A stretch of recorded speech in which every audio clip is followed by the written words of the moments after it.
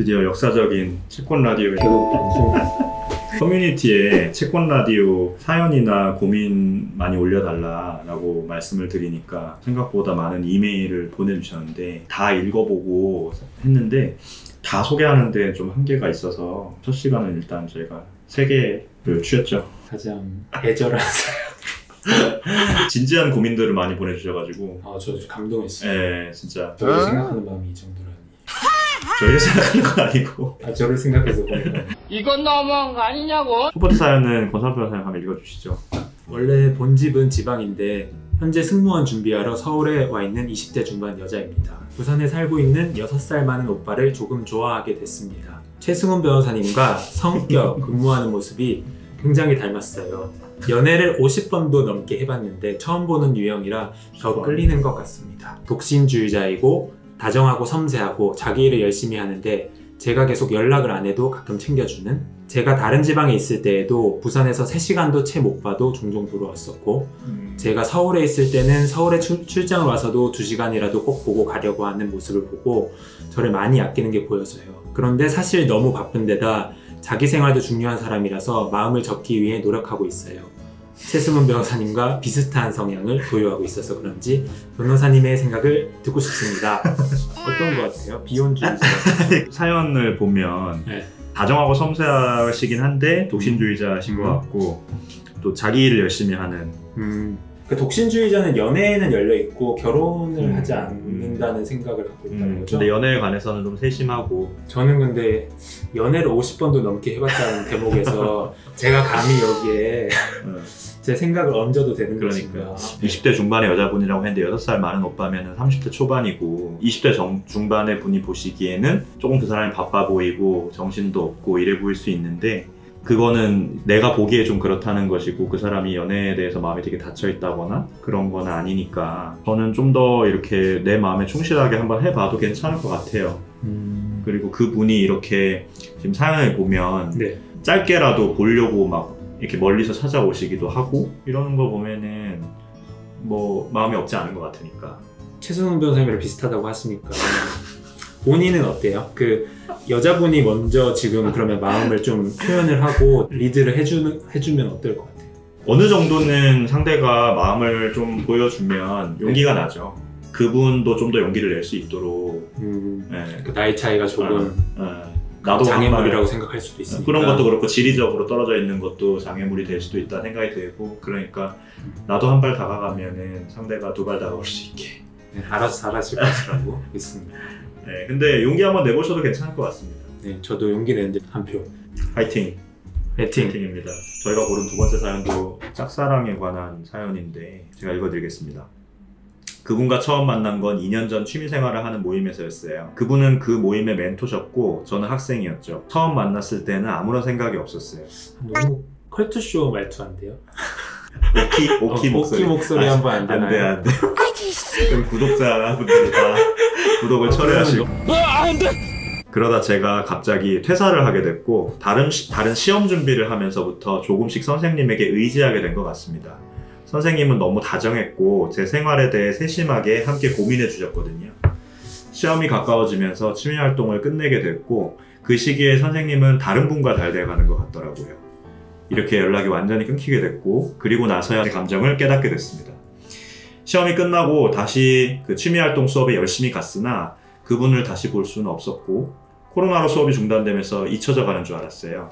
근데 클래스가 다시 열려서 오랜만에 가서 그분을 다시 보니까 또 보고 싶다는 생각이 들어서 힘듭니다. 이성은 아니라고 말하는데 감정이 접어지지가 않네요.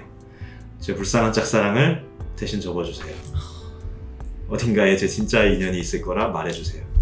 일단은 이런 감정을 갖고 있다는 거에 대해서 칭찬해드리고 싶어요. 그 짝사랑이라는 게 사실은 되게 용기도 많이 필요하고 아무나 그렇게 사랑을 품을 수 없거든요. 화분에 비유하자면 아무리 물을 줘도 싹이 안 트는 화분이 있어요.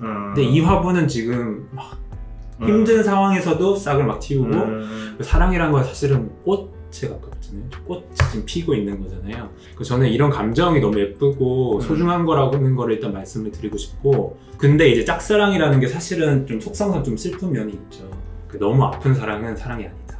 그러니까 나를 아껴주고 내가 나를 진정으로 사랑한다면 나를 너무 힘들게 하는 사랑은 그냥 사랑이 아니라고 보내줄 줄도 알아야 되는 게 아닌가. 저는 좀 더 이제 실용적인 네. 말씀을 드리면, 근데 취미생활이라는 게 정말 의무적인 게 아니죠. 의무적인 게 본인의 아니잖아요. 선택이죠. 네, 일단은 적어도 그 모임엔 안 나가시는 게 그렇게부터 시작을 해야 될 것 같아요. 정말 그만하겠다는 생각이 들면.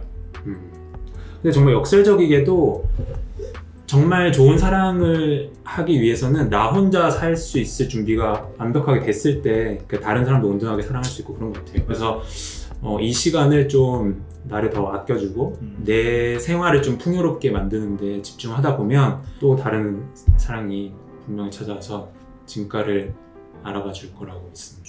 한 세 번째는 회사 이야기 읽어주시겠습니까? 저는 33세의 미혼인 회사 생활 6년차 남성입니다. 중국, 프랑스 등 해외 출장도 가고 실제로 2년 동안 해외 근무도 하며 직장에서 인정받고 있습니다. 최근 회사의 구조 조정으로 몇몇 일 잘하던 동료들이 회사를 떠나게 되는 걸 보면서 씁쓸해지더군요. 회사원들의 전문성이란 그 회사의 존재에 있을 때만 의미 있는 것 아닌지. 그러던 중 최근 서점에서 14년 만에 고등학교 동기와 우연히 만나게 되었습니다. 그 친구는 회계사 시험에 합격하여 대형 회계법인에서 근무하다가 최근 회계법인을 설립했다고 했습니다. 헤어질 때 저한테 명함을 건네주고 나중에 밥이라도 먹자 연락해 라고 하더군요. 제가 6년 동안 근무하면서 제일 작아 보였다고 생각했던 날이었습니다. 셀러리맨으로 살면서 부끄러운 적 없었는데 왜 그리 내가 작아 보였을까? 그렇다고 그 친구가 거만하게 행동한 것도 아닌데 전문직이라는 세 글자 앞에 무너진 것 같습니다. 고심 끝에 세무사가 되는 꿈이 생겼습니다. 그런데 저는 해외 영업직이라서 세무사와 겹치는 지식이 없습니다. 제가 나이에 맞지 않게 방황하고 있는 건가요? 그냥 회사 업무에 집중하는 게 맞는 걸까요? 저는 이제 개인적으로 학부는 제가 다른 전공을 그러네. 공부했다가 이제 로스쿨에 간 케이스잖아요. 그래서 어떻게 보면 저랑 좀 연관이 많은 질문일 수도 있을 것 같아요. 그리고 특히나 제가 로스쿨도 되게 늦가기 와서 여러 주변의 사람들이 너무 허황된 거 아니냐 이런 얘기도 듣고 뭐 했었는데 인생의 어떤 시간표들이 있는데 그 각자의 시간표가 있는 거지 이게 하나의 시간표로 다 같이 살고 있는 건 아닌데 그냥 뭐 물론 저를 생각해서 얘기해 주는 거 고맙지만 결국에 선택은 제가 책임져야 된다고 생각했어요. 그래서 로스쿨 가서 그냥 그런 책임감 때문에 더 열심히 공부했었던 것 같고 그러니까 직접적인 뭐 공부를 했던 것도 아니고 경험을 쌓았던 것도 아니지만 그게 또 어떤 식으로든 다 이렇게 연관이 되어서 결국에는 피가 되고 살이 됐었던 것 같아요. 그래서 합리적으로 생각을 하시되 결정은 좀 자유롭게 하시는 게 맞지 않을까. 그냥 내가 정말로 원하는 거라면 그렇죠. 예. 저도 그게 제일 중요한 것 같아요. 저는 고심 끝에 세무사에 대한 꿈이 생겼다라고 말씀하셨는데 뭐 제가 뭐 폄하하는 건 아닌데요. 사연만 봤을 때는 사실은 세무사라는 선택은 조금 생뚱맞긴 했어요.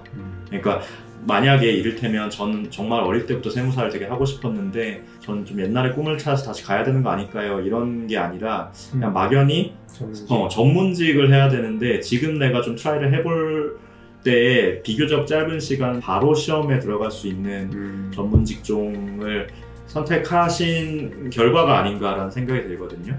근데 그런 선택이면 서점에서 친구 만났을 때 현타가 온 것처럼 실제로 세무사를 하시다가도 현타가 저는 올 수 있다고 생각해요. 그렇죠. 하다가. 왜냐하면 막상 하다 보면 되게 또 그 직업이 재미없게 느껴질 때도 있잖아요. 네. 내가 생각했던 거랑 또 되게 다를 수도 있고 정말 만에 하나 세무사 자격을 정말 잘 돼서 탁 땄는데 거리가 그렇게까지 내가 원하는 만큼 안 올라온다면 저는 그리고 절대로 지금 직장에서의 본인이 이루어 놓으신 거랑 갖고 계신 게 절대로 그 회계사님에 비해서 정말 보잘것없다고 생각지 않아요. 구조조정 때도 그 일을 잘하시는 분들 떠나가실 때도 이렇게 살아남아서 계속 하신다는 건데 네, 맞아요. 그런 거 보면 사실 그것도 본인한테 엄청난 자산이셔서요. 그러니까 결론적으로는 전문직이라는 그 세 글자보다는 내가 세무사여야 하는지에 그러니까. 대한 고민을 좀 더 하시면 좋을 것 같아요. 그러니까 늦은 나이에 이런 건 아닌 것 같아요. 네, 너무나도 33살. 난 33살로 다시 돌아가. 33살로 돌아가고 싶으세요? 연애를 50번 해보고 싶으세요?